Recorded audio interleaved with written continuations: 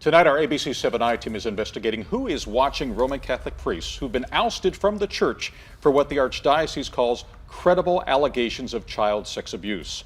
Our I team found some of them living in suburban communities, just like anyone else.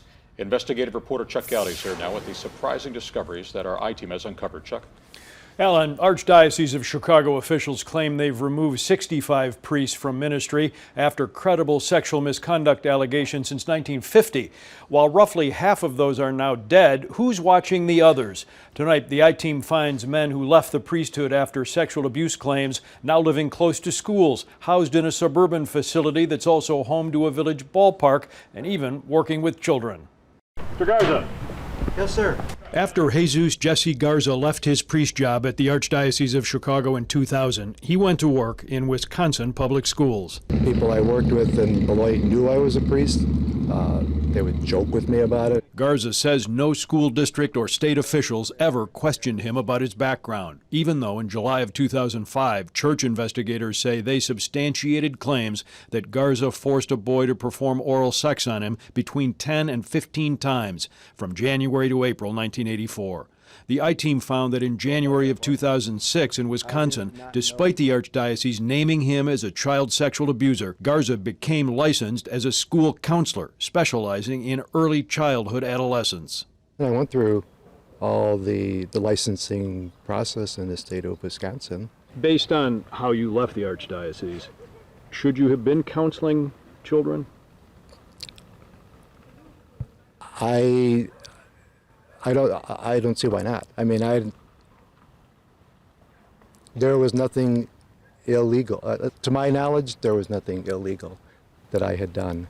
And I didn't see why I couldn't continue doing what I was trained to do. I can't imagine something more alarming or irresponsible than that. Then there's Walter Turlow.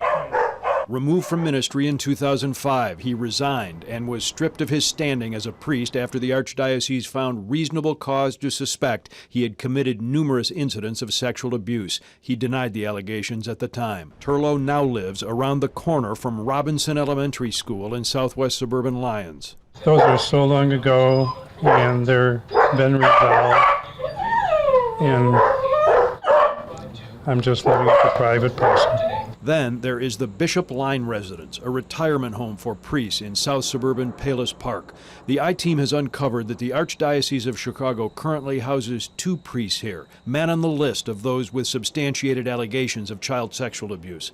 Despite being accused of sex crimes with young children, they live right next to the manicured soccer fields and a softball diamond of the village's Centennial Park, and just down the road from Camp Palos, a year-round Girl Scout camp. That is extremely concerning to me.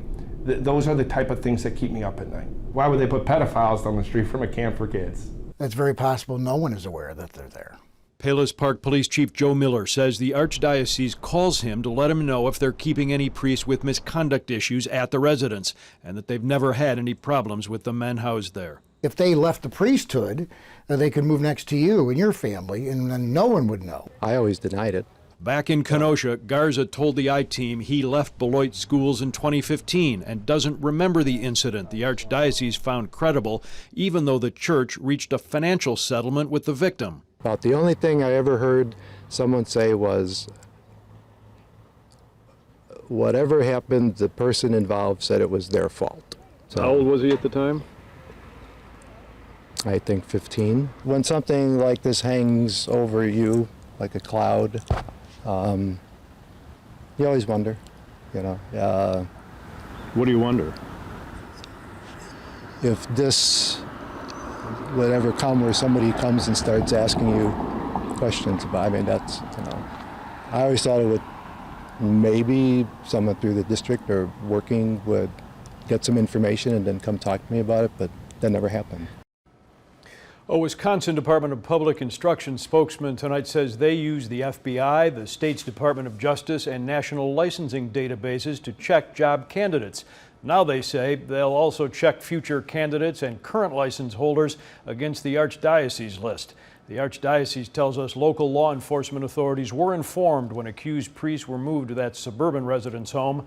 Men, they say, are subject to prayer and penance programs, which include monitoring by a social worker and restrictions on their activities, finances, and internet usage. None of the priests we talked to tonight was charged with any crime. All right, Chuck. Thank you. You're welcome. Hey, if you like that video, be sure to subscribe to our ABC7 Chicago YouTube channel.